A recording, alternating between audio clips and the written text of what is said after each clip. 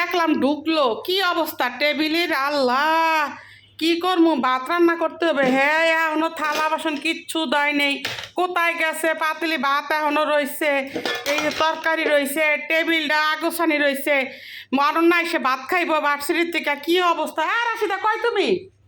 কি যে অবস্থা! আর পোলা নাই ফান নাই, এই অবস্থা কেমনে থাকে মানুষের ঘরে? গাদা বাচ্চা থাকলে মানুষের ই করে, কি অবস্থা গরমের মধ্যে?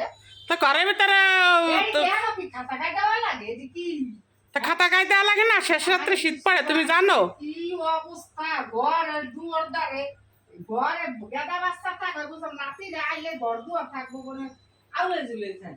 কি করো দুই জামাই ও সারাক্ষণ ঘরের মধ্যে এরকম নোংরা করে মানুষের ঘর রাখে নাকি? হ্যাঁ এই তুমি এত কথা কই না তো, কাজ করো তো সবসময়। রাশিদা কথা কইলে ভাল লাগে না, বুঝছো? না ভালো লাগে না আমার, এইসব ঝামেলা আমারও ভালো লাগে না।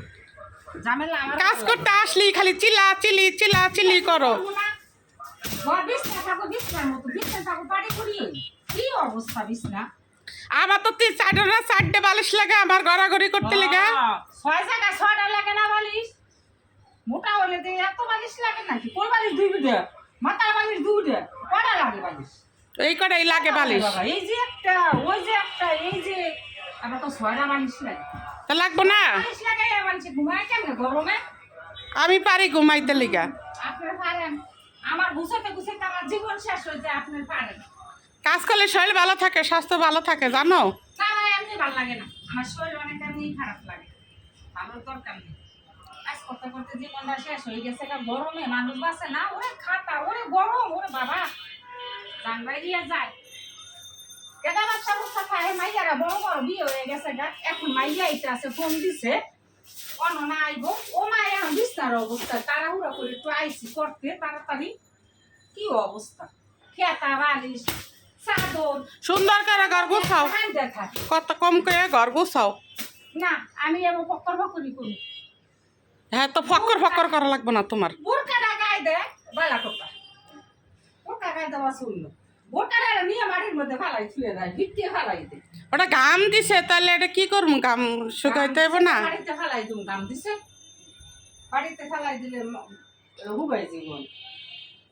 হ্যাঁ দুনিয়ার ঝামেলা এত থাকে কার ঘরে, ওরে বাবারে এত কাপড়, ও মাগো আমার মাথা ধরে যায়। তা কাপড় পরবো নাকি বস্তা পরতে?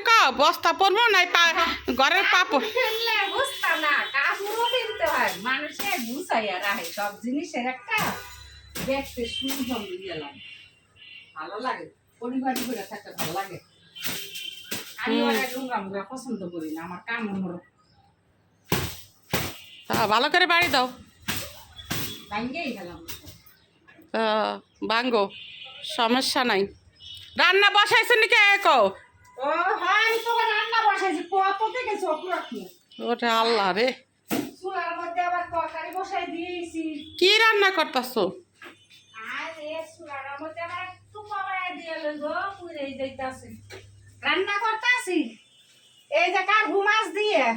কি আরবু মাছ? হ্যাঁ কার্ভু ওতে মাছ, ডিম আমি কইতাছি কার্ভু মাছের ডিম এ ভাজিয়া বড়া বানাইয়া বুনা করতেছি টমেটো দিয়ে।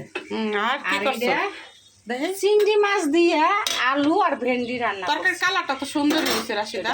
ও গরম গরম গরম এটা রান্না না করছি। ভালো করছো, জোর মাখা মাখা এখন সুন্দর হয়েছে। বাদ বসাই দিই মার করতে পরে, এটা একটু হোক। তো যাও তুমি ঘরটা গোছায় এলাও।